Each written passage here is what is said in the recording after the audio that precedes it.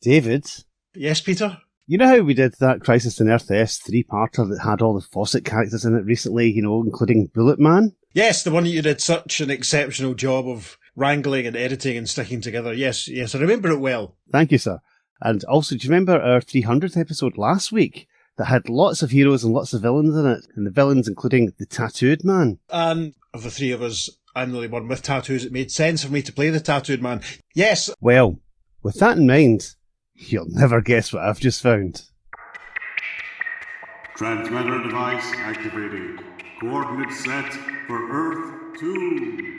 Hey everyone, welcome to the Earth 2 podcast, your weekly exploration of the DC Comics multiverse and the legacy of their Golden Age characters through the Silver and the Bronze Ages of comics. I'm Peter Watson. He is Peter Watson, don't you ever forget it. And I'm David Steele, welcome back. Thank you for joining us. That pre-credit preamble has probably given you an idea what we're up to this week. What are we up to this week then, Peter? Well, we're going to do a story from Master Comics issue 55, published on the 22nd of September 1944. Are you going to tell us about the cover? I most certainly shall. It's Master Comics, and obviously the main star of Master Comics was Captain Marvel Jr.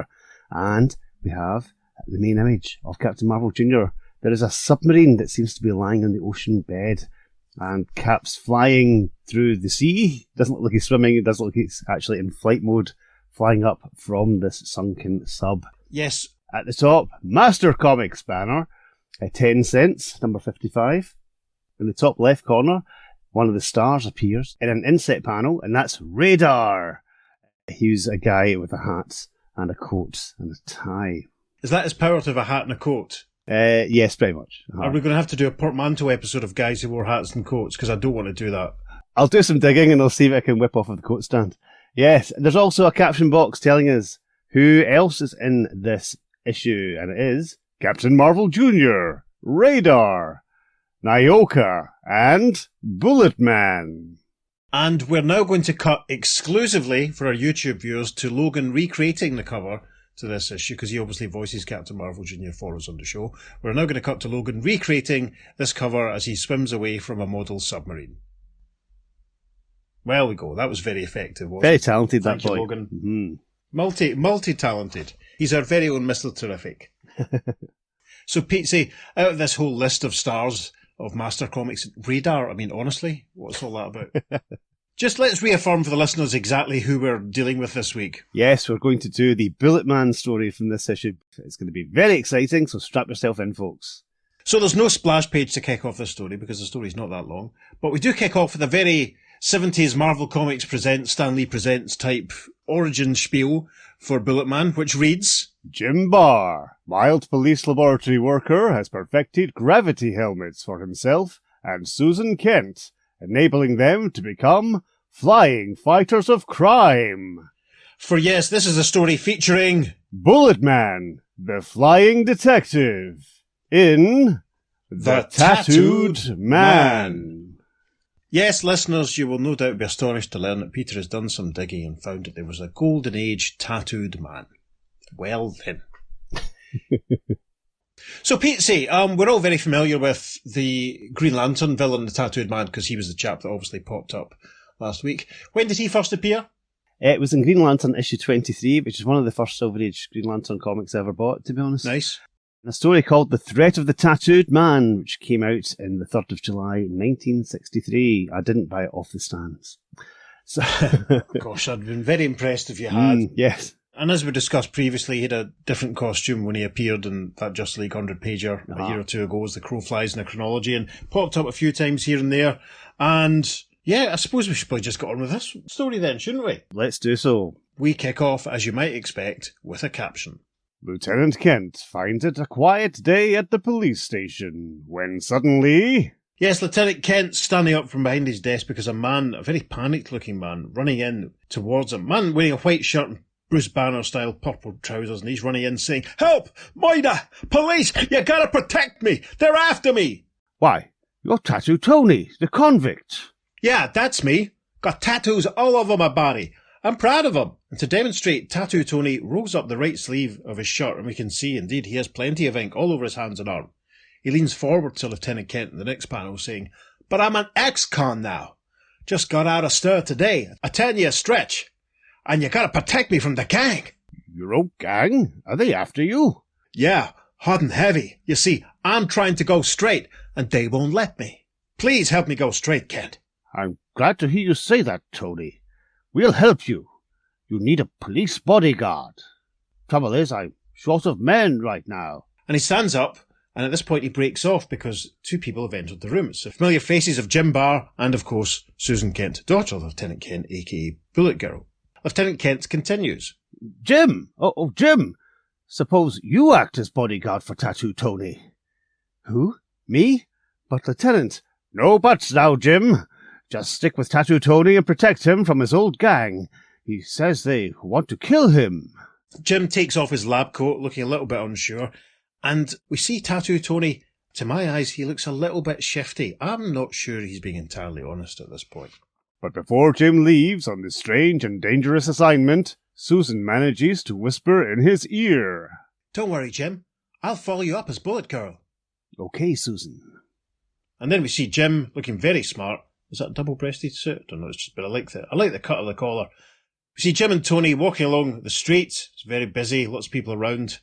Jim looks around him and says, Gosh, I hope nothing happens. You're more scared than I am. Some bodyguard you be, you little rabbit. And then he rolls up his left sleeve this time. We see a little bit more detail of the tattoos in his left arm, as he says, But look at my tattoos. Ain't this a beaut?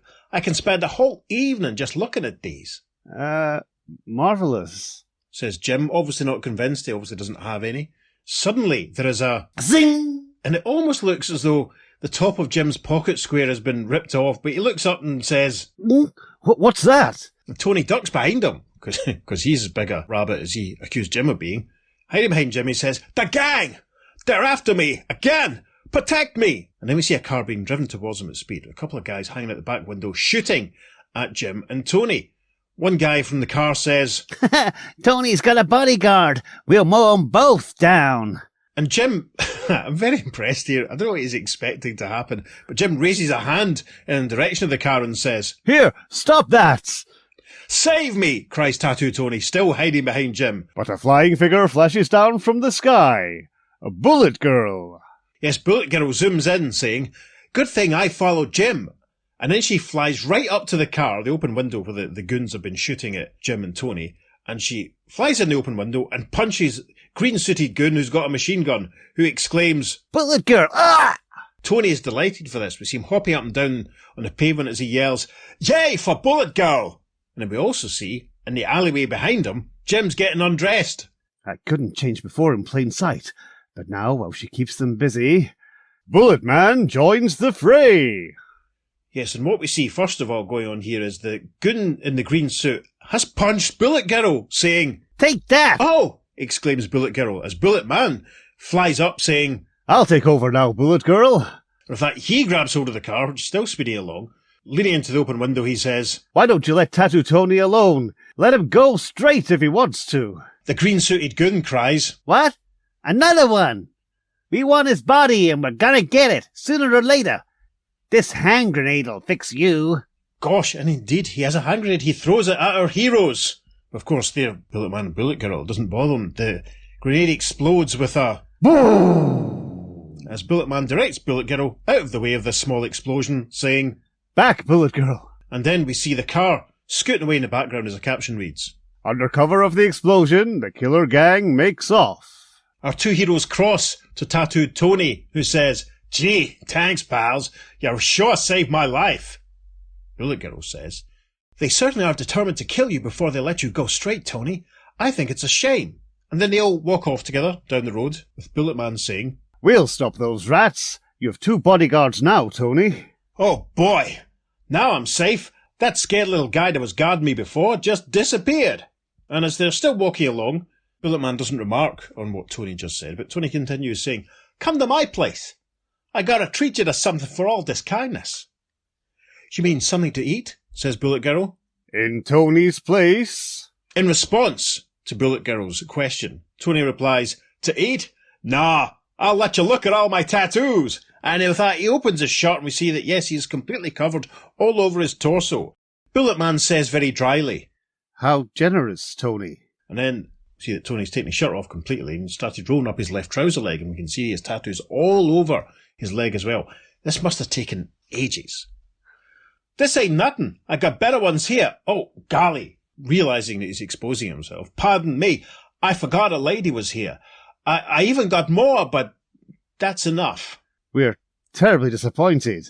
But tell me, Tony, do you think your gang will come for you here? I wouldn't be surprised. My life ain't worth a plugged nickel with them hoodlums, and all I'm trying to do is go straight. With that, he opens a door, presumably to his bedroom, and walks through. Bullet Girl, perched on the sofa, says, "Poor Tony, you get some sleep. We'll stand guard." Bulletman is opening the window, saying, "I'll stand guard outside, Bullet Girl. You watch in here." "Right," says Sue, sitting down looking very comfortable. And don't her thighs look magnificent, anyway. As Bulletman guards outside... Yes, take a drink, listeners, for Bulletman is lurking behind a couple of rubbish bins, or trash cans, as some people might say. There's a silhouetted form in a lit doorway as Bulletman observes... What? Tony's sneaking out. Now what could he be up to? Meanwhile, long hours pass as Bullet Girl watches. Yes, we see Bullet Girl looking at the clock on the mantelpiece, and she looks as though she's stifling a yawn as she says, "Oh, I guess those gangmen aren't coming tonight." But suddenly... The green-suited goon is back with two of his pals climbing in the window, and Bullet Girl quickly hides behind the couch. "What did I say? And barely time to duck." Green-suited goon, directing his pals, says, "Sst! Them guards are gone. Now to collect Tattoo Tony." "All you're going to collect are black eyes," says Bullet Girl, as she leaps out from behind the couch and punches out all of the goons, with one poor guy in a brown suit only having time to exclaim, "Wow!" And as Bullet Girl deals with that chap, knocking him in the back of the head with a crash, she says, "I wonder why Bulletman hasn't come. He must have heard this noise." And then she brings a vase of flowers down on the goon in the purple suit, saying, "Crush! Not that I need much help." Once more, the gunmen are forced to flee without getting their man. Yes, extraordinary panel of the three goons all sprinting from the same doorway that we saw Tony leaving by earlier. Guy in the brown suit cries, "Holy smoke!" The guy in the purple suit says, "Scram!" As Bullet Girl can be heard saying from inside the house, "And don't come back, you crooks!" She then crosses to Tony's bedroom. Opening the door carefully, she says to herself, "It's funny Tony didn't hear all that racket either. I'll see if he's all right." She moves to open his bedroom door and exclaims, "Gone! Tony isn't here!" She moves outside the building, casting a long shadow as she says, "And Bulletman has gone from the alley. They've both disappeared." Meanwhile, Bulletman has been trailing Tony out into the countryside. Yes, we see Tony approaching what looks like a little old farmhouse. Bulletman hiding behind a tree, a lush wooded area, and he says out loud to himself, "Now why did Tony leave our protection back there? And what's he up to going into that shack?" But inside, Tattoo Tony seems to be only admiring his decorations. Yes, we can see it's not the most well-maintained building. There are cracks in the plaster, there's an oil lamp on a table, and there's a mirror on the wall. And Tony is standing, looking at the reflection of his back. I'm miming that for the benefit of our YouTube viewers, as Tony is saying to himself, "Ah, my wonderful tattoos. Life wouldn't be worth living without them. No, sir." There's a great shot of Bulletman here, peeking in the window, and a huge exclamation mark coming from his mouth as he boggles. Peter's going to articulate that for us now. Huh? But then, at the old fireplace... Yes. At the old fireplace supported the Montrose Avenue at the Portsmouth Wedgwood Rooms, it's worth saying. So Tony is kneeling down to this old fireplace. He's reaching in. We can see the spread of tattoos across his back. As he leans in, he's saying, "Ah, here's the right stones. I take out the loose ones and the stuff is inside." We see that Tony has removed a little blue bag which contains a large number of jewels and rings, necklaces and such like. They're glowing in the low light from the lamp as he cradles them in both hands, saying, "Come to Papa. 10 years I waited in jail for this. Now all I gotta do is get these cashed in and I'll be rich." And then suddenly the door is thrown violently open and Bulletman stands in the doorway saying, "So, Tony, you didn't want to go straight, but just a chance to get to your stolen loot." "Bulletman," says Tony, standing up, jewels flying. He's got a pistol in his hand, the next panel, which he fires at Bulletman, saying, "Blast you, Bulletman, you spoiled all me plans. But Bulletman strikes him in the face with a whap, making him drop the pistol as Bulletman says, You'll come with me and confess your sneaking plans. Gosh. Later, at the police station, Tony has his shirt back on and he's being marched in by Jim to be greeted by Sue and Lieutenant Kent. Sue says, Jim, what happened? Bulletman trailed Tony to where he'd hidden his stolen loot. He just wanted a bodyguard to keep his gang from getting a share. You see in the next panel, Tony's been encouraged to remove his shirt. We get a proper good look at the tattoos on his back. You know, the ones he was admiring in the mirror. As Jim gestures towards them all and says, You see, his gang was after his body because he has the directions to the hidden jewels tattooed on his back. Yes, and if we look closely, that looks like a tattoo of either the shack that the jewels were hidden in or the mantelpiece. It's not too clear. But we can see again the glorious spread of tattoos Tony has all over his torso. And we close on a shot of Sue and Jim, as Sue says, That's the funniest case Bulletman ever had. Playing bodyguard to a crook who just wanted to trick his mob. Tattoo Tony was just a little too clever for his own good. And that's the end, but we don't have a caption that reads at the end. We have a caption that reads, Buy war bonds and stamps. So there you go, listeners. There was a Golden Age tattooed man. I didn't know that before today, did you? No. There we are. It's good, isn't it? Peter was digging again. Yes, it's what I do. It's what I do. Another long sleepless night, and he thinks to himself, Strokey beard moment, yes. Now, one thing I have to say about this is, listeners might be thinking, but that tattoo man was just a man with tattoos. He didn't actually have anything with his tattoos coming to life. But in that final scene, that gun appeared to come out of nowhere. I wonder if that was a gun that was maybe inked that he brought to life from his arm, because that came out of nowhere. Oh, wow. I'm going to swear you're going to have to bleep that out. Hang on. Hey, you could be right. Yeah. I didn't think of that. Yeah, wow. Could well be. There's no evidence to say it isn't. I have to say, on the subject of his tattoos, I think it's a little bit bizarre. Presumably Tony hid these jewels himself. I think the gang did it. Who then would be responsible for tattooing directions on his back? Sure. Let me try and walk through it, right? If the gang were responsible, I can see that they would they put the directions on his back, but then that kind of, I suppose, does make more sense, because why would Tony then get directions on his back that would tell someone else where he'd hidden them? Maybe a third party hid them in the gang and, as a reminder, tattooed it on Tony, and then perhaps he was killed. Who knows? And no one knew where these things were, but the gang, the surviving gang members knew that Tony had this map on him. That's a possibility. I mean, the idea of a tattoo being a map to somewhere seems vaguely familiar. Yeah. I've got the sense that I've encountered that somewhere before, but I can't think where. Well, there was Prison Break. Did you ever watch that? Nope. Oh, right, because your favourite, Wentworth Miller, went in to prison. He got himself convicted of a crime, so he'd go in and free his brother from jail, and he had tattoos all over his body, but his tattoos were actually kind of the layouts of the prison. Oh, wow. So that he could escape from the prison. That was the whole premise of Prison Break. How did he get that information?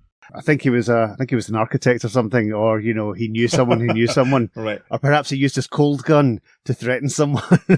I see. I haven't seen Prison Break, but I do remember the episode of, I think it was Legends of Tomorrow, when there was a jailbreak type situation going on, and Wentworth's character remarked to someone, "This isn't my first prison break." And it was very funny. Even though I hadn't seen the programme, I'd seen the DVD covers at work, so I knew. It's an interesting quizzical thing. I mean, it makes sense for someone else rather than Tony to have put it there for their own reference. And then Tony, knowing how to get to the house, but then maybe not knowing where they were, but knowing that the map had been put on his back, it is vaguely confusing. I think it is the fireplace on his back. Yeah, I think so. What could have happened is someone could have taken a photo or perhaps sketched the fireplace and then given it to a tattoo. I mean, I don't know how it works when you go to a tattoo artist. You go up and say, "I want that." And you hand them, pretty much. You hand them a picture of Robbie Williams, and that's fine. Yes, and they put that on your pecs. I don't know how it works. I don't think would I. That is a question. Would I ever actually get a likeness of the members of Take That tattooed on myself? I don't think so. I think I'm quite happy with having the logo on my forearm. I've got lots of plans to get some more tattoos very soon. How many tattoos do you have, sir? 14. 14? My goodness, you are the tattooed man. The Earth Prime tattooed man. Yeah, listen, I know a lot more people have a lot more than me. Sure. The thing is, the number I've got is basically doubled in the last few years. Like, my sister got me the Shazam lightning bolt for my 50th birthday. My friend Stephen did Take That logo for my 50th birthday. And then I think the year after, Alison gave me some more money to get symbols representing Dr. Midnight, Starman, and Our Man on my right forearm. And then last year I got the Atom added to that, and I got the Spiral Carpets logo under the Take That logo. And then it's all the older ones like Superman and Fair Play and the Green Lantern symbols that I've had for ages. So the thing with tattoos, and this, I'm sure this is maybe the same for a lot of people, there's always the will, or for people that want to get tattoos anyway, there's always the will to get more, but it's time and money. That's the trouble. But anyway, this has been me talking about my tattoos. The thing that sort of really struck me here, Ross and Kirby and I did a big Opal City Confidential record the other day, and one of the last episodes before that Ross and I had done was a Times Past issue, which I think the episode was out at the point of recording maybe about a week ago. And again, Ross and I were talking about how mad it is that Ted Knight doesn't wear a mask and Doris doesn't seem to recognise him. And I was reminded of that here as Jim Duxington Alloway puts on his Bulletman gear and Tony doesn't realise that it's the same guy. As they're sort of walking along, where's the hang on. Yeah, that scared little guy that was guarding me before just disappeared, and there's a slight hint of a quizzical expression on Bulletman's face when all that's really happened is he's put a pointy hat on and he's got some different clothes on. So you're like, Tattooed Tony, come on, look at his face. The same as the Ted Knight one. Unless they're both vibrating their faces so that people can't recognise them. Jay Garrick style. Yes. I don't know, I think it'd be quite easy to retcon, kind of like a top part of the face mask over those Starman and all these open-faced heroes, as it were, back in the day. In a flashback, he could have like like something like the Flash cowl, that level, something like that coming down, and it's something that could be raised and lowered maybe, perhaps, and I think it'd be fun. Even if they just had worn goggles or something, but... Or something that just, I don't know. I mean, the whole secret identity thing doesn't really get dealt with so much in comic books anymore, which is a shame, but this is a nice example of the sort of hoops you have to jump through to make it believable. Yeah. What you were saying about the gun maybe appearing from Tony's body is very interesting, but again, this one can reiterate the point you've made many times in the past about how the bad guys in the Golden Age were just really... They weren't really supervillains very often. Yeah. They were just hoods and goons and bad guys. How do we feel about Tony as a character? I mean, do you think he's going to go back into the jail because they found these jewels that he'd stolen previously? Do you think that's what was going on? Or at the end, do you think that's what will happen? I'm trying to think of what crime he's actually committed here. Because if he's already served his time for the theft, then basically he is recovering them, so... 10 years I wait in jail for this. I mean, maybe handling stolen goods or trying to fence stolen goods. Do you think that's going to be it? Yeah, that'd be it.